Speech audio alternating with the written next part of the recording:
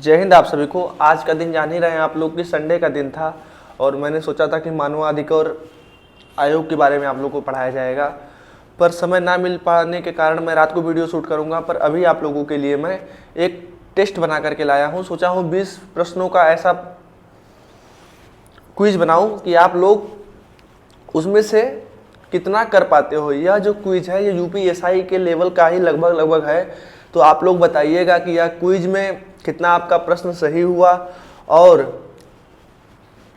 अपने आप को यदि अगर आप लोग प्रश्न हल नहीं कर पाते हैं तो अपने आप को कमज़ोर मत समझिएगा। ठीक है भैया, यह चीज़ हो गई। तो आइए हम लोग बिना किसी देरी के क्विज को शुरू करते हैं। सबसे पहला क्वेश्चन है आप लोगों के लिए कि निम्नलिखित में से कौन सी विशेषता भारतीय लोकतंत्र की नहीं है। तो इसका उत्तर क्या है? इसका उत्तर है सत्ताधारी सरकार। मतलब कि भारतीय लोकतंत्र में आप लोग जानते हैं कि एक ही सरकार हमेशा नहीं रहेगी। जो भी सरकार चुनी जाएगी वो जनता के द्वारा ही चुनी जाएगी। अब आ जाते हैं हम लोग तीसरा क्वेश्चन। तीसरा क्वेश्चन है कि वैसे पहला क्वेश्चन गलत हो गया था इसलिए मैं तीसरा बोल रहा हूँ, नंबरिंग सही रहेगी। भारत की संघात्मक व्यवस्था किस देश से संबंधित है? भारत की संघात्मक व्यवस्था किस देश से संबंधित है? एक दो क्वेश्चन अभी इजी लग रहे हैं, अभी आप लोग को कठिन भी क्वेश्चन मिलेगा। हाँ, तो इसका राइट आंसर है कनाडा। जो भारत की संघात्मक व्यवस्था है वह कनाडा के संविधान से ली गई है। ठीक है भैया, संघात्मक व्यवस्था भारत की कनाडा से कैसे ली गई है? मतलब कि हमारे यहाँ केंद्र मजबूत है, संघ मजबूत है और राज्य चाहकर भी अलग नहीं हो सकते हैं। अमेरिका में बिल्कुल भी ऐसा नहीं है, यह तो आप लोग जान रहे होंगे। तो आप लोग हमको यह प्रश्न बताइएगा, इस प्रश्न का उत्तर बताइएगा कि अमेरिका के संविधान और कनाडा के संविधान में क्या डिफरेंस है संघ को लेकर के। ठीक है भैया, ये आप लोग के लिए प्रश्न है। चौथा क्वेश्चन, अब देखिए यह क्वेश्चन काफ़ी ज़्यादा बढ़िया क्वेश्चन मुझे लगा और यह क्वेश्चन आप लोगों से पूछ लिया जाता है कि भारत का राष्ट्रीय पक्षी मोर को कब स्वीकृति मिली, यानी मोर को कब राष्ट्रीय पक्षी बनाया गया। पहला ऑप्शन है 24 जनवरी 1950, दूसरा है 26 जुलाई 1947, 18 मई 2010 या 26 जनवरी, देखिए मिसप्रिंट हो गया है, 1963। मोर को कब राष्ट्रीय पक्षी बनाया गया? तो इसका ऑप्शन है 26 जनवरी 1963। अच्छा ठीक है, अब आप लोग के लिए दो तीन प्रश्न है। बाघ को कब राष्ट्रीय पशु बनाया गया और कमल को कब राष्ट्रीय फूल बनाया गया? यह आप लोग के लिए प्रश्न है, यह हमको जरूर आंसर दे दीजिएगा खोज करके और याद कर लीजिएगा। तो बाघ को 1972 में राष्ट्रीय पशु बनाया गया और कमल को 1950 में। ठीक है, यह आप लोग रट जरूर लीजिएगा। छोटा सा क्वेश्चन पूछ देता है आदमी, डिस्टर्ब हो जाता है। अब देखिए, जो भी हमारे भारत के महापुरुष लोग थे उन्होंने कुछ ना कुछ कहा था। जब पहले आती थी किताब जीके की ना, तो उसमें पूछता था किसने क्या कहा था। तो इसमें देखिए 2021 के पीसीएस का ये क्वेश्चन है और ऐसे क्वेश्चन हम लोगों को भी देखने को मिले थे 2017 वाले में एग्जाम में और 21 वाले में भी यूपीएसआई के, कि हमारे लोगों के लिए एक प्रतिज्ञा, किसने कहा था मूल अधिकारों को कि हमारे लोगों के लिए एक प्रतिज्ञा तथा सभ्य भविष्य के साथ किया गया समझौता है। यानी कि किस व्यक्ति ने कहा था मूल अधिकारों को हमारे लोगों के लिए एक प्रतिज्ञा तथा सभ्य भविष्य के साथ किया गया समझौता। तो इसका आंसर तो भाई हमको लग रहा है जल्दी किसी को पता नहीं होगा। और देखिए बाबा साहब ने क्या कहा था, पंडित जवाहरलाल नेहरू ने मूल अधिकारों को क्या कहा था, डॉक्टर राजेंद्र प्रसाद ने क्या कहा था, डॉक्टर एस राधाकृष्णन ने क्या कहा था। ये सब सारी चीज़ें आप लोग को जानना जरूरी है, कहीं से उठा करके दे देता है। ठीक है भैया, तो इसका राइट आंसर है पंडित जवाहरलाल नेहरू। इसका राइट आंसर है पंडित जवाहरलाल नेहरू। बहुत लोग बाबा साहब को भी मारे होंगे। ठीक है, तो बाबा साहब ने क्या कहा था ये आप लोग हमको कमेंट बॉक्स में बताइएगा। मूल अधिकारों को, प्रस्तावना को क्या कहा था यह भी हमको बताइएगा। आ जाते हैं छठवां क्वेश्चन। देखिए छठवां क्वेश्चन काफ़ी ज़्यादा क्रिटिकल क्वेश्चन है और आप लोग को समझना पड़ेगा कि इसका मतलब क्या है। निम्नलिखित में से कौन संविधान के अनुच्छेद 20 का हिस्सा नहीं है। निम्नलिखित में से संविधान के अनुच्छेद 20 का हिस्सा नहीं है, तो क्या नहीं है? देखिए, जो संविधान का अनुच्छेद 20 है वह 2-3 बात बताता है, ये आप लोग को पता होना चाहिए। 20 1 में क्या है, 2 में क्या है, 3 में क्या है? 1 में यह है कि जिस समय जो भी अपराध किया गया होगा, ये सरल भाषा में बता रहा हूँ, जिस समय जो भी अपराध किया गया होगा उसको उसी समय का दंड का प्रावधान रहेगा। मतलब कि आप लोग यह भी केस देख होंगे, निर्भया कांड जो हुआ था 2012 में, उस समय जो नाबालिग था 3 महीने की 4 महीने से और 18 साल पूरा नहीं हुआ था, तो उसको क्या किया गया था, उसके ऊपर नाबालिग के तौर पर ही मुकदमा चलाया गया था। और बहुत से लोग कह रहे थे कि नियम बदल दिया जाए, नियम बदल करके इसको सजा दिया जाए, तो ऐसा नहीं होता। जिस समय आप जो अपराध किए रहोगे आपको उसी समय के हिसाब से दंड मिलेगा। ये कहाँ कहा गया है? 20(1) में। 20(2) में यह कहा गया है कि आपको एक अपराध के लिए एक ही बार सजा मिलेगी। 20(2) में क्या कहा गया है? एक अपराध के लिए एक ही बार सजा मिलेगी, मतलब एक अपराध के लिए 2 बार मुकदमा नहीं चलाया जाएगा। ठीक है। 20(3) में क्या कहा गया है कि अपने खिलाफ हम गवाही नहीं देंगे, स्वयं के विरुद्ध गवाही नहीं देंगे। 20(1) में कहा गया है कि जिस समय का कानून रहेगा उसी के हिसाब से सजा मिलेगी। 2 में कहा गया है कि 2 में कहा गया है कि एक अपराध के लिए 2 बार मुकदमा नहीं चलेगा, एक अपराध के लिए एक ही बार सजा मिलेगी। और 3 के लिए कहा गया है साक्षी, मतलब अपना साक्षी नहीं बनेंगे, मतलब अपने खिलाफ गवाही हम नहीं देंगे। ठीक है, तो यह हो गया अनुच्छेद 20। तो इसका आंसर क्या होगा? देखिए, स्वयं अपने विरुद्ध साक्षी होना निषेध, ये 20(3) में। करेत्तर विधि 20(1) में। दोहरे दंड की धारा 20(2) में। तो इसका क्या आंसर है? 20(1). यह जरूर बहुत इंपॉर्टेंट है। अनुच्छेद 20 और 22 आपकी गिरफ्तारी और जो मर्म मुकदमा वाली चीज़ें होती है ना, यही दोनों अनुच्छेद आप लोगों के लिए बेस्ट हैं, इसको आप पढ़ लीजिएगा। ठीक है, अब आ जाते हैं हम लोग, बहुत अच्छा आप लोग कर रहे हैं। अब आ जाते हैं हम लोग ये क्वेश्चन नंबर 7 के खिलाफ। निम्नलिखित में से किस संविधान संशोधन के लिए व्यापक रूप से यह माना गया कि उसे मूल अधिकारों की न्यायिक व्याख्या को अधिभूत करने के लिए अधिनियमित किया गया है? यह क्वेश्चन IAS 2012 में पूछा गया था। निम्नलिखित में से किस संविधान संशोधन के लिए व्यापक रूप से यह माना गया कि उसे मूल अधिकारों की न्यायिक व्याख्या को अधिभूत करने के लिए अधिनियमित किया गया है? अब देखिए, शब्द कितना कठिन दे दिया है और आप लोग इसी में वो हो जाओगे। देखिए, अधिभूत का मतलब हो गया है कम करना, न्यायिक व्याख्या को कम करने के लिए बनाया गया है या लाया गया है या बदला गया है। ठीक है भैया, तो इसका ऑप्शन आप लोग जान रहे होंगे। देखिए, जानने को सब लोग जान रहे होंगे, पर देखिए लैंग्वेज कठिन हो गई तो आप लोग को प्रश्न देखिए समझने में अंतर आ गया ना। तो यह है संविधान का संशोधन 42वां 1976।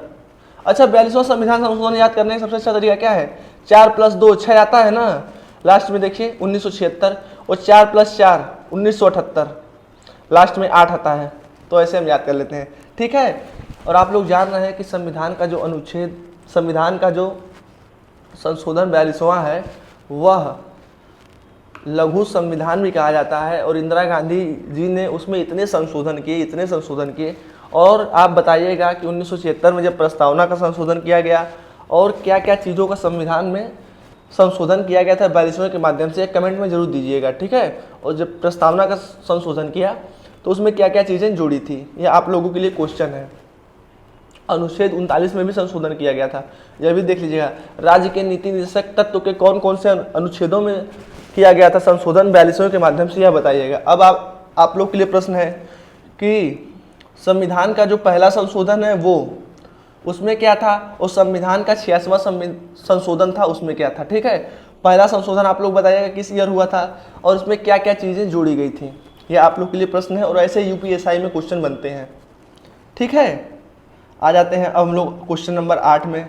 भारतीय संविधान के किस अनुच्छेद के तहत, और मैं क्वेश्चन अभी करा रहा हूं आप लोगों से,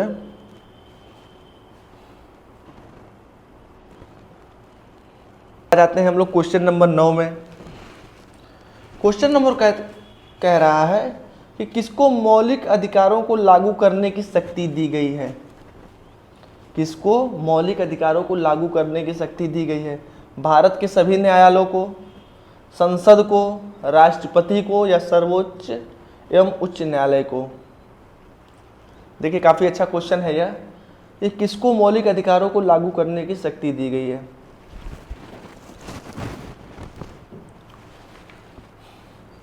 अच्छा, बहुत लोगों का आंसर आ चुका है, सर्वोच्च एवं उच्च न्यायालय को। किसके माध्यम से लागू आप करवाएंगे? तो आपको कौन कौन से अनुच्छेद दिए गए हैं? अनुच्छेद 32 और अनुच्छेद 226। इसके बारे में हमको जरूर आप लोग लिख करके बताइएगा कि अनुच्छेद 32 में कितने प्रकार की रीट हैं और अनुच्छेद 226 में क्या दिया गया है। ठीक है भैया, ये आप लोग के लिए प्रश्न है। 10वां क्वेश्चन है कि निम्न में से कौन से अधिकार भारत के सभी व्यक्तियों को उपलब्ध नहीं है? भारत के सभी व्यक्तियों को कौन से अधिकार उपलब्ध नहीं है? विधि के समक्ष समता और दूसरा भेदभाव के विरुद्ध अधिकार। विधि के समक्ष समता और भेदभाव के विरुद्ध अधिकार, चुनाव लड़ने का अधिकार या बी और सी दोनों? सभी व्यक्तियों को नहीं उपलब्ध है। देखिए ऐसे ही आप लोग को ट्रिक बना करके क्वेश्चन पूछेगा और आप डिस्टर्ब हो जाओगे। यही यूपीएसआई का लेवल रहेगा आप लोगों के लिए। ठीक है, अगर आप लोग पढ़े होंगे तो आप लोग को आराम से आ जाएगा।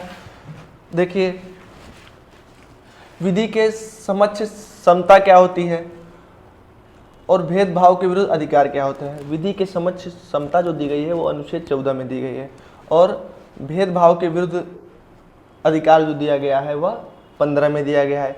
तो क्या दिया गया है? देखिए कुछ विशेष परिस्थितियों में जैसे क्या होता है, महिला हुई, बच्चा हुआ, तो राज्य चाहे तो भेदभाव कर सकता है। विधि के समक्ष समता का मतलब होता है कि समान परिस्थितियों में समान कानून और विशेष परिस्थितियों में विशेष कानून। यदि कोई पुरुष है, कोई महिला है, कोई बच्चा है, तो आप देखते नहीं हो कि कुछ अलग कानून महिलाओं के लिए लाया जाता है, बच्चों के लिए लाया जाता है, तो आप ये नहीं कह सकते हो कि हमारे लिए वो कानून क्यों नहीं लाया गया। और भेदभाव के विरुद्ध अधिकार 15 में है, तो 15 में कुछ कंडीशन दी गई है कि राज्य कहाँ पर आप लोगों के साथ भेदभाव कर सकता है। ठीक है भैया, तो इसका आंसर होगा बी और सी दोनों। अब क्वेश्चन नंबर 11 पर हम लोग आ जा रहे हैं। क्वेश्चन नंबर 11 है कि डॉक्टर भीमराव अंबेडकर ने निम्न में से किसको संविधान का हृदय एवं आत्मा कहा था? यह तो सबको पता है। तो डॉक्टर भीमराव अंबेडकर ने अनुच्छेद 32 जिसको कहते हैं संवैधानिक उपचारों का अधिकार, उसे ही हृदय और आत्मा कहा था। अब आप लोग के लिए क्वेश्चन है कि समानता का अधिकार, स्वतंत्रता का अधिकार और धार्मिक स्वतंत्रता का अधिकार यह किन अनुच्छेद से लेकर के किन अनुच्छेद तक है? ये आप लोग के लिए प्रश्न है। ठीक है भैया, आप बताइएगा। अब आ जाते हैं क्वेश्चन नंबर 12 में। निम्न में से कौन सी एक याचिका अधीनस्थ न्यायालयों की कार्य पद्धति का परीक्षण करती है? निम्न में से कौन सी एक याचिका अधीनस्थ न्यायालयों की कार्य पद्धति का परीक्षण करती है? रीट 5 प्रकार की होती है, यह आप लोग जान रहे हैं। आप लोग बताइए कि इसका आंसर क्या होगा, जो अधीनस्थ न्यायालयों का देखती है कि ये काम सही कर रहे हैं कि गलत कर रहे हैं। ठीक है, ऑप्शन नंबर ए है अधिकार परीक्षा, बी है परमादेश, सी है उत्प्रेषण और डी है बंदी प्रत्यक्षीकरण। अच्छा, ये जितनी भी रीट है ना, इसका इंग्लिश नाम भी आप लोग याद कर लीजिएगा। इंग्लिश नाम देख देते हैं, हैबियस कॉर्पस, इन सब का नाम तो मुझे भी पता नहीं है, पढ़ लूँगा तो बता दूंगा, पर इनका आप लोग इंग्लिश नाम जरूर याद कर लीजिएगा। इंग्लिश नाम याद कर लेंगे तो इंग्लिश नाम देता है तो कुछ लोग भूल जाते हैं। इसका ऑप्शन है उत्प्रेषण, परमादेश और अधिकार परीक्षा। आप लोग बताइएगा कि यह कब उच्च न्यायालय और सर्वोच्च न्यायालय देती है। ठीक है भैया, सर्वोच्च न्यायालय कब परमादेश देती है और कब अधिकार परीक्षा देती है, यह प्रश्न आप लोग के लिए है। और आप लोग कमेंट में करेंगे तो आप लोग को रिवाइज भी हो जाएगा। इन सारी रीटों का आप रिवीजन जरूर कर लीजिएगा और इंग्लिश नाम याद कर लीजिएगा। इन दोनों के बारे में आप मुझे बताइएगा। बंदी प्रत्यक्षीकरण तो आप लोग जान ही रहे हैं, सशरीर उपस्थित करो न्यायालय में। 13, भारत में रहने वाला ब्रिटेन का नागरिक ब्रिटिश नागरिक दावा नहीं कर सकता है। व्यापार की स्वतंत्रता का, विधि की समक्ष समता का, व्यक्तिगत स्वतंत्रता की सुरक्षा का और धर्म की स्वतंत्रता का। देखिए भैया, आप लोग जान रहे हैं कि जो बाहर के लोग आते हैं उनके पास भी कुछ अधिकार होते हैं, पर कौन सा अधिकार नहीं है। तो अनुच्छेद 19 के अनुसार इनको व्यापार की स्वतंत्रता का अधिकार नहीं है। ये भी नहीं है कि ये विदेश से आए हैं तो फ्रीडम ऑफ स्पीच इनको मिल जाएगी, हमारे देश के खिलाफ या फिर कुछ ऐसा बोल सकते हैं, ठीक है। इनके ऊपर प्रतिबंधित है। तो क्या है अनुच्छेद 19 में। अब विधि के समझ से क्षमता, अगर कोई बात हो जाती है तो भाई तो इनको भी तो कुछ ना कुछ अधिकार दिए जाएंगे। धर्म जो अपना मान रहा है वो भाई मानेगा, ये थोड़ा जबरदस्ती कहेंगे तुम ये धर्म में कन्वर्ट हो जाओ। व्यक्तिगत स्वतंत्रता की सुरक्षा, तो जो भी व्यक्ति बाहर से आ रहा है चाहे कहीं से है, हमारे देश का और राज्य का यह कर्तव्य है कि उसको सुरक्षा उपलब्ध कराए, ठीक है। अब आ जाते हैं, ये देखिए काफ़ी अच्छा क्वेश्चन है, क्वेश्चन नंबर 14। भारतीय संविधान में न्यायिक पुनरावलोकन का अधिकार है। विधिक प्रक्रिया, विधि द्वारा स्थापित प्रक्रिया, दृष्टांत और अभिसमय। काफ़ी अच्छा क्वेश्चन है यह। अच्छा, आप लोग यह बताइएगा कि न्यायिक पुनरावलोकन लिया कहाँ से गया है और न्यायिक पुनरावलोकन का मतलब क्या होता है। देखिए आप लोग, न्यायिक पुनरावलोकन अमेरिका से लिया गया है और इसका मतलब यह होता है कि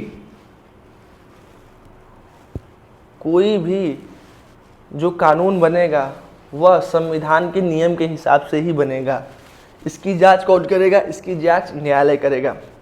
न्यायालय यह जांच सकता है कि कोई भी कानून, जैसे वक्फ बोर्ड का जो चल रहा है अभी मामला, उसमें न्यायालय देखिए जांच कर रहा है कि यह सही रूप से पारित किया गया है संविधान के अकॉर्डिंग कि नहीं, ठीक है ना, ठीक है भैया। तो न्यायालय जांच कर सकता है हर एक कानून की कि यह संविधान के हिसाब से बनाया गया है कि नहीं, ठीक है। तो इसका ऑप्शन क्या होगा? विधि द्वारा स्थापित प्रक्रिया, ठीक है भैया। यह विधि द्वारा स्थापित प्रक्रिया के हिसाब से हुआ है कि नहीं हुआ है, और यह अनुच्छेद 21 में प्राण और दैहिक स्वतंत्रता के मामले में ज़्यादातर न्यायिक पुनरावलोकन किया जाता है। तो इसका आधार क्या है? विधि द्वारा स्थापित प्रक्रिया। न्यायिक पुनरावलोकन का आधार क्या है? विधि द्वारा स्थापित प्रक्रिया है। न्यायिक पुनरावलोकन का मतलब कानून की जांच करना कि यह सही है कि नहीं सही है। आप लोग सब नोट कर लीजिएगा, बहुत अच्छे अच्छे क्वेश्चन है। संविधान सभा में सदस्यों का चुनाव कैसे हुआ? आप लोग जान रहे हैं कि हमारे संविधान को बनाने से पहले एक संविधान सभा का गठन हुआ था, जिन लोगों ने मिलकर के संविधान का निर्माण किया। तो जो लोग मिलकर के संविधान का निर्माण किए वो लोग कैसे चुने गए थे, ठीक है। तो आप लोग से मैं बताया था कि वह लोग प्रांतीय विधानसभाओं द्वारा चुने गए थे और एक सीट पर प्रत्येक 10 लाख व्यक्ति पर एक सीट थी। उस समय हमारी देश की जनसंख्या 39 करोड़ थी। तो आप लोग बताइएगा कि संविधान सभा में कितने सदस्य थे। 15 क्वेश्चन हो गया। 16वां क्वेश्चन, एक निर्वाचित संविधान सभा द्वारा सर्वप्रथम भारत के संविधान का निर्माण करने का प्रस्ताव किसने किया था? एक निर्वाचित संविधान सभा द्वारा सर्वप्रथम भारत के संविधान का निर्माण करने का प्रस्ताव किसने किया था? साइमन कमीशन द्वारा। साइमन कमीशन भारत कब आया आप बताइएगा? भारत सरकार अधिनियम 1935 द्वारा, क्रिप्स मिशन द्वारा, ब्रिटिश कैबिनेट मिशन द्वारा, ठीक है। आप लोग आंसर दे दिए। इसका आंसर है क्रिप्स मिशन के द्वारा। और आप लोग बताइएगा उस समय भारत के वायसराय कौन थे और क्रिप्स मिशन भारत कब आया? यह आप लोग के लिए प्रश्न है। 17वां क्वेश्चन है, भारत के लिए संविधान की रचना हेतु संविधान सभा का विचार निम्न में से सर्वप्रथम किसने प्रस्तुत किया था? कांग्रेस 1936, स्वराज पार्टी 1934, मुस्लिम लीग 1942, क्रिप्स मिशन 1942। आप लोग बताइए। यह क्वेश्चन 2021 यूपीएसआई में पूछा गया है। आप लोग को मालूम भी होगा कि क्या होता है इसका आंसर। इसका आंसर है स्वराज पार्टी 1934 में औपचारिक रूप से एमएन रॉय ने कहा था कि संविधान की जो रचना होगी वो एक निर्वाचित संविधान सभा के द्वारा होगी, ठीक है भैया। इसका आंसर क्या है? MN Roy, Swaraj party 1934।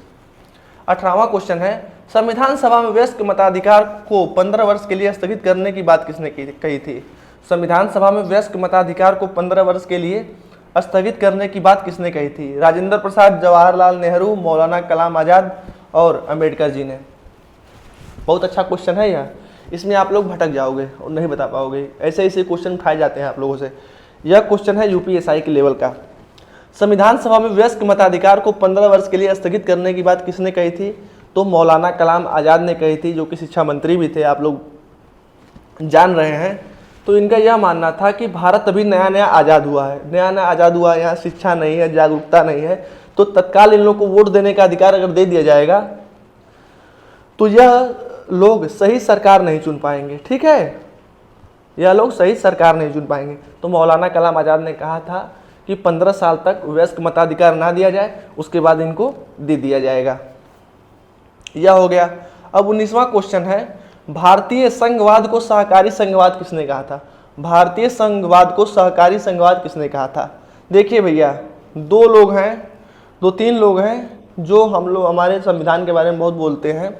जी Austin, KC Wheare, Ivor Jennings और डी बसु, तो ऑप्शन है ये 3 लोग, G Austin, KC Wheare, Ivor Jennings, पता नहीं कैसे नाम बाहो। तो देखिए, इसका उत्तर बताने से पहले आप लोग को मैं बता दूं कि सहकारी संघवाद क्या होता है।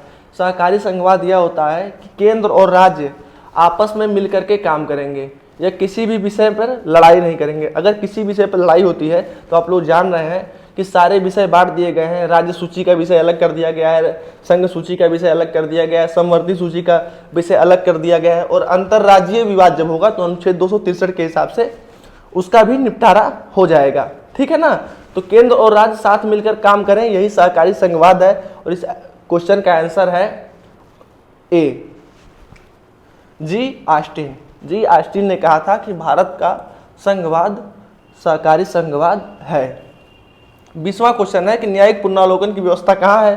भारत में है, यूएसए में है, यूएसए में है, भारत में है, दोनों में है। ठीक है, तो इसका ऑप्शन सही होगा, दोनों में है न्यायिक पुनरावलोकन। न्यायिक पुनरावलोकन के बारे में मैंने जैसे कि आप लोगों को बताया है कि न्यायिक पुनरावलोकन का मतलब होता है कि उस जो कानून संसद से पास हुआ है उसकी न्यायालय जांच करेगा कि यह सही है कि गलत है। तो भैया आप बताइएगा 20 में से आपका कितना क्वेश्चन सही हुआ? काफ़ी अच्छा क्वेश्चन आप लोग को दिया हूँ। जय हिंद, जय भारत। ऐसे ही बनाता रहूँगा आप लोग के लिए, रात में मानव अधिकार वाले क्वेश्चन आप लोग के लिए लाऊंगा। ठीक है।